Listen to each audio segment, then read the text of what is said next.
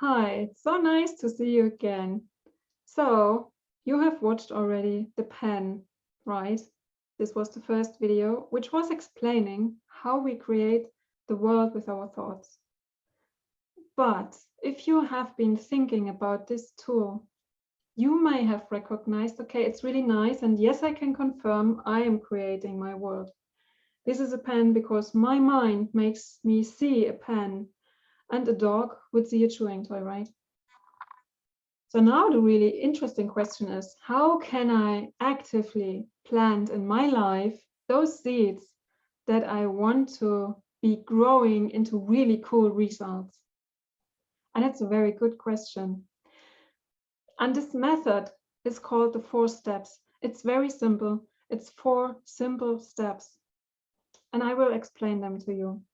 So the first step, probably the most important one, is to say just in one sentence what it is that you want.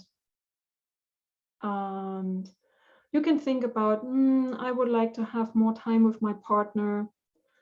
I would like to have my teenager kid behaving nicely to me. You could think, I want my boss stop yelling at me. You could think, I would love to go to Hawaii, but I actually don't know how to spend the money. Whatever it is that you want, just try to tell your goal in one sentence, okay? If you don't know at the moment what it is that you actually would like to achieve, you can also make clarity your goal, okay? Step 1, say in one simple sentence what it is that you want. Cool. Step number 2, the system says we have to give first to others what we want, because if you want to make an impression in your mind that is growing into a big result, you need to plant it. You need to think, you need to talk, you need to do something with someone. This is the way you can plant things. This is why we need a partner, someone who has the same goal. So now this is really fun. If, most of the people have right away one person, and they were thinking like, yes, I would like to have a more loving relationship, and I know lots of my friends want such a thing too. Cool. If it is to you that you don't know right away someone, it doesn't matter, you can just take your time and think about, who could it be? And just be curious, go out, search for a few days and just observe other people. And then you will find someone. Maybe it's a coworker, maybe it's a friend of yours, maybe it's your neighbor, maybe it's someone else, your parents, maybe a sibling or your kid. It could be anyone. Just think about, what was my goal and who could be the person I could make my partner. So step number 2 is find a partner and already make a plan what you could do to help the other person to get what they want. Step number 3, just do it. So go there. One hour a week is just right enough to do something for someone else, to reach the goal you would like to reach in your life as well. It's very cool to help other people. Because, in my case, if someone else is asking me for advice, I usually have lots of ideas. If I have a problem myself, I'm just wondering and wondering, what could I do? I just don't come up with any ideas. I'm just blocked.